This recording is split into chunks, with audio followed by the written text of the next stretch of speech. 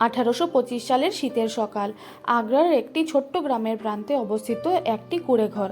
ঘরের ভেতর থেকে ভেসে আসছে মৃদু কণ্ঠস্বর। রামচন্দ্র তার স্ত্রী লক্ষ্মীর সাথে কথা বলছিল। আমি আজ বেরিয়ে পড়ছি, কয়েক সপ্তাহের মধ্যে ফিরে আসব। লক্ষ্মী জানতো এই যাত্রা সাধারণ নয়।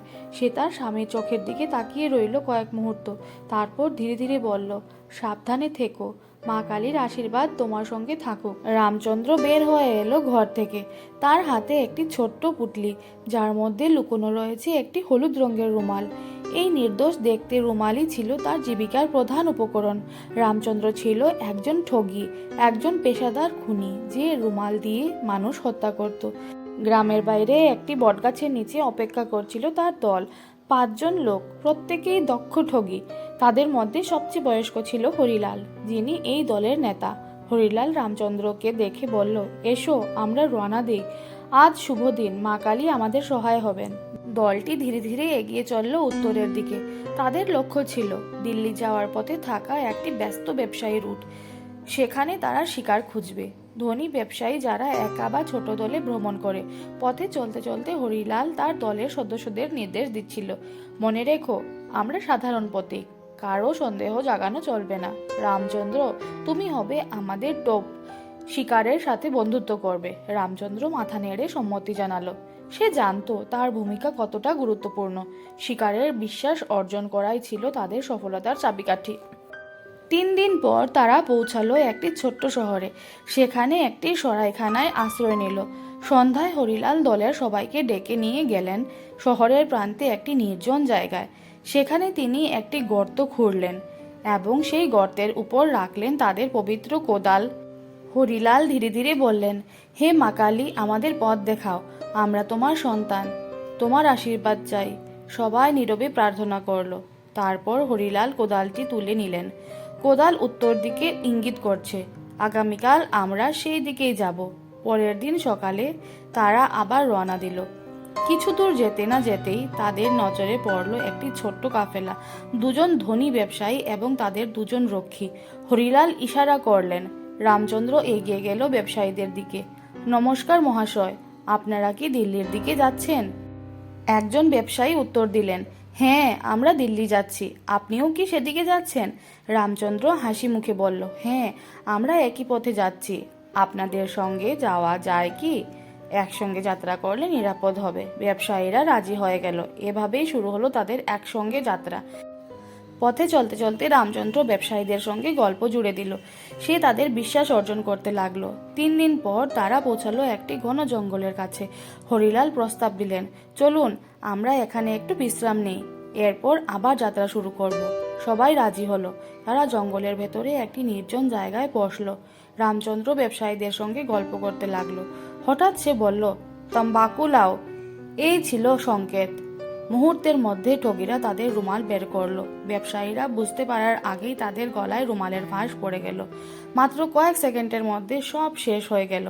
হরিলাল তাড়াতাড়ি নির্দেশ দিলেন, শীঘ্র কবর খোঁড়ো, আমরা বেশিক্ষণ এখানে থাকতে পারবো না। রামচন্দ্র এবং অন্যরা দ্রুত কাজে লেগে গেল। তারা গর্ত খুঁড়ল, মৃতদেহগুলো সেখানে রাখলো এবং মাটি চাপা দিল। তারপর সব লুটের মাল নিয়ে তারা দ্রুত সেখান থেকে সরে পড়ল। পরের দিন সকালে তারা পৌঁছলো একটি নির্জন মন্দিরে। সেখানে হরিলাল লুটের মাল ভাগ করলেন। এই নাও, এটা তোমাদের প্রাপ্য অংশ, বাকিটা মা কালীর জন্য। রামচন্দ্র তার অংশ নিয়ে ভাবলো এবার সে বাড়ি ফিরবে। কিন্তু হরিলাল বললেন, আমরা এখনো শেষ করিনি, আরও একটি শিকার করব। রামচন্দ্র চুপ করে রইল।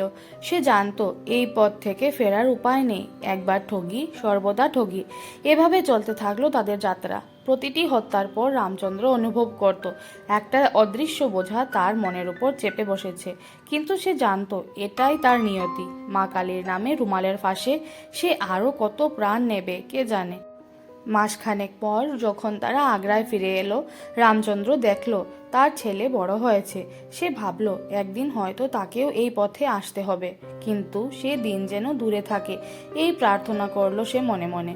ঘরে ঢুকতেই লক্ষ্মী এসে তাকে জড়িয়ে ধরলো। রামচন্দ্র জানতো তার স্ত্রী কখনোই জিজ্ঞেস করবে না সে কোথায় গিয়েছিল, কি করেছিল, কিন্তু তার চোখে চোখ রাখতে পারলো না রামচন্দ্র, কারণ সে জানতো তার হাতে লেগে আছে নিরীহ মানুষের রক্ত, যা কোনোদিনই ধুয়ে মুছে যাবে না। রাতে যখন সবাই ঘুমিয়ে পড়ল, রামচন্দ্র বারান্দায় এসে দাঁড়ালো। আকাশে পূর্ণিমার চাঁদ ঝলমল করছিল, কিন্তু তার আলো তাকে শান্তি দিতে ব্যর্থ। তার মনে হচ্ছিল চাঁদের আলোয় যেন মা কালী নিজেই তার দিকে তাকিয়ে আছেন, রক্ত পিপাসু এক দৃষ্টিতে। কিছুক্ষণ পর হঠাৎই বাতাসে একটা মৃদু ফিসফিসানি শোনা গেল, যেন কেউ তাকে ডাকছে। সে ঘুরে দাঁড়িয়ে চারপাশ দেখল, কিন্তু কেউ ছিল না। তবুও সেই ফিসফিসানি থামল না, বরং আরো তীব্র হয়ে উঠল। রামচন্দ্রের মনে পড়ল হরিলালের কথা, একবার ঠগি সর্বদা ঠগি, এই পথ থেকে ফেরা যায় না। সেই কথাগুলি যেন তার মনের মধ্যে ক্রমাগত প্রতিধ্বনি হতে লাগলো। তার চোখে ভেসে উঠল সেই নিরীহ ব্যবসায়ীদের ভীত সন্ত্রস্ত মুখ, যখন তাদের গলায় রুমাল পরানো হয়েছিল। হঠাৎ দূর থেকে একটা চিৎকার শোনা গেল। রামচন্দ্র সজাগ হয়ে উঠল। সেই চিৎকার ছিল যেন তার শিকারদের আত্মার। তার বুকের ভেতর কেমন একটা শীতল স্রোত বয়ে গেল। সেই মুহূর্তেই সে বুঝল, যতবারই সে ঘরে ফিরুক, যতবারই সে স্বাভাবিক জীবন কাটানোর চেষ্টা করুক, মা কালী তাকে ছাড়বেন না। তার শিকারের আত্মারা তাকে চিরকাল তাড়া করবে। রামচন্দ্রের পা দুটো কাঁপতে শুরু করলো। সে হঠাৎ লক্ষ্য করলো তার হাতে সেই হলুদ রুমালটা ধরা রয়েছে, যেটা দিয়ে সে শিকারদের হত্যা করত। কিন্তু কবে যে সে সেটা হাতে নিয়েছে সেটা তার খেয়াল ছিল না। তার মনে হলো এই রুমালটাও যেন তাকে তাড়া করছে, তার অতীতের প্রতীক হিসেবে। সে যতবারই নিজেকে এই জীবন থেকে মুক্ত করার চেষ্টা করুক, রুমালটা যেন তাকে ক্রমাগত এই অন্ধকারে টেনে নিচ্ছে। সে সিদ্ধান্ত নিল এই বোঝা আর সহ্য করা সম্ভব নয়। রামচন্দ্র কুড়ে ঘরের পেছনের জঙ্গলে চলে গেল, যেখানে বড় এক বটগাছ দাঁড়িয়েছিল। সেই গাছের নিচে দাঁড়িয়ে রামচন্দ্র মাটি কুড়ে রুমালটাকে পুঁতে ফেলল, যেন সে তার পাপগুলোকে মাটির নিচে ঢেকে দিতে পারবে। কিন্তু যখন সে দাঁড়িয়ে গাছটির দিকে তাকালো, মনে হলো যেন গাছটি তার দিকে তাকিয়ে ঠাট্টা করছে। মাটি কিছুতেই ঢাকতে পারেনি, কারণ রামচন্দ্রের মনের মধ্যে সেই রক্তাক্ত অধ্যায় চিরকাল জীবিত থাকবে। অন্ধকার রাতে যখন শূন্যতার মাঝে শুধু তার নিজের নিঃশ্বাসের শব্দ শোনা যাচ্ছিল, রামচন্দ্র হঠাৎ উপলব্ধি করল কোনো পালানোর পথ নেই। রুমাল পুঁতে ফেলার পরও মা কালী তার পাশেই দাঁড়িয়ে আছেন, সেই আমোঘ হাসি নিয়ে।